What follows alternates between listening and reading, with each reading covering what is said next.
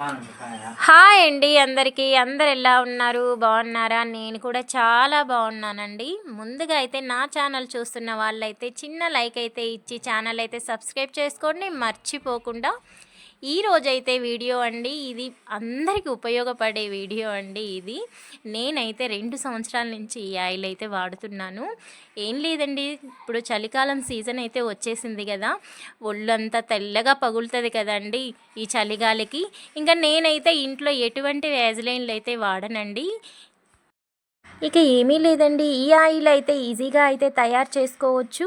2 కమలాకాయ తొక్కలు ఉంటే చాలండి, ఇంకా ఆయిల్లో వేసి కాగబెట్టుకోవడమే. ఇక్కడైతే నేను కొబ్బరి నూనె అండి, నేను సొంతంగా తయారు చేసుకున్న నూనె అండి. అది పచ్చి కొబ్బరితోటి తీసిన ఆయిల్ అండి. అది చాలా ప్రాసెస్ అండి. అది అలా ఫ్రెష్గా ఉంటే ఆయిల్ అయితే బాగుంటుంది, ఒంటికి రాసుకుంటుంది కదండి. అలా ఫ్రెష్గా దొరికితే మాత్రం ట్రై చేయండి మీరు కూడా. కానీ ఈ ఆయిల్ చాలా బాగా పనిచేసిద్దండి చలికాలం మాత్రం. ఇక 2 కాయల తొక్కలైతే నేను చిన్న చిన్న ముక్కలైతే తుంచుకొని ఆయిల్లో అయితే వేసుకుంటున్నానండి. ఇవి బాగా వేగాలండి, వేగిన తర్వాతనే ఆయిల్ అయితే రెడీ అయిపోయిద్ది.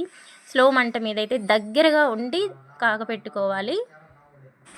ఇక ఈ ఆయిల్ అయితే నేను 2 సంవత్సరాల నుంచి వాడుతున్నానండి. ఈ చలికాలం సీజన్ అయితే ఎటువంటి ఇబ్బందులు అయితే ఉండదు, చాలా బాగుంటుంది. మనం కొత్త రకం క్రీమ్ వాడుతున్నట్టుగా ఉంటుంది. 1 గంట ముందు స్నానానికైతే వెళ్ళే ముందుగా కానీ బాగా ఒంటికి బాగా పట్టేలా మనం రుద్దుకుంటూ ఆయిల్ పట్టించాలండి. 1 గంట తర్వాత స్నానం చేస్తే ఫ్రెష్గా ఉంటుంది, చాలా బాగుంటుందండి. మా ఇంట్లో మా పిల్లలే కాదండి, మా వారు మేము అందరం వాడతాము. చాలా బాగుంటుందండి. మీరు కూడా ఒక్కసారి అయితే ట్రై చేసి చూడండి.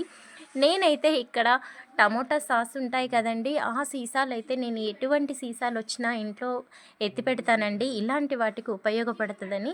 వీడియో నచ్చితే లైక్ చేయండి.